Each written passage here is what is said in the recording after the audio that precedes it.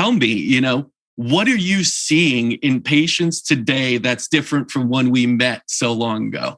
Well, I think it's first worth mentioning that seminar happened to be put on by your father. It was, yes. That's Dr. why I was there. And he's one of my mentors who's brilliant. And I feel so fortunate to have had the opportunity to learn from him. So nonetheless, I've been fortunate to have been brought up in an environmental clinic. That's where I started my practice right out of family practice residency. I was fortunate in Mechanicsburg, Pennsylvania. There was an environmental medicine doctor who was a part of the American Academy of Environmental Medicine, which is the group that teaches the integrative medicine approach to environmental toxins. So this is a lot different than occupational medicine, which is basically looking for acute poisoning.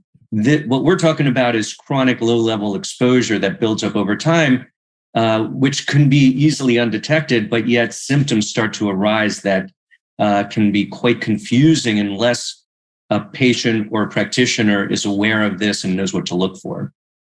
Yeah, it's really important that we start to look at what we're actually accumulating within the body rather than that kind of acute understanding of something that quickly gets you, because our bodies have this ability to deal with it up to a point.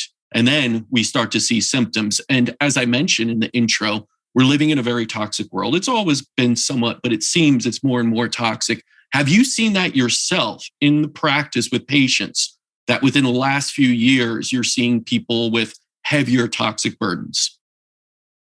There's no question that in our practice, we are seeing patients that are more difficult to get well with what we had been doing in the past.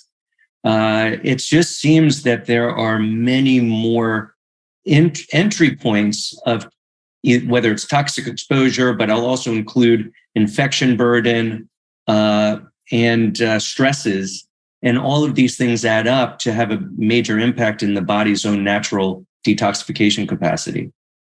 And, we talk a lot about European biological medicine. My father brings up the barrel, mode, basically, which is we all come with different sized barrel. Those are our genetic predispositions, and toxins accumulate in those barrels. Hopefully you have a little spigot, which are your organs of elimination, that could get some of those out. But if you accumulate too many without bringing them out, it overflows, and then we see symptoms in chronic disease.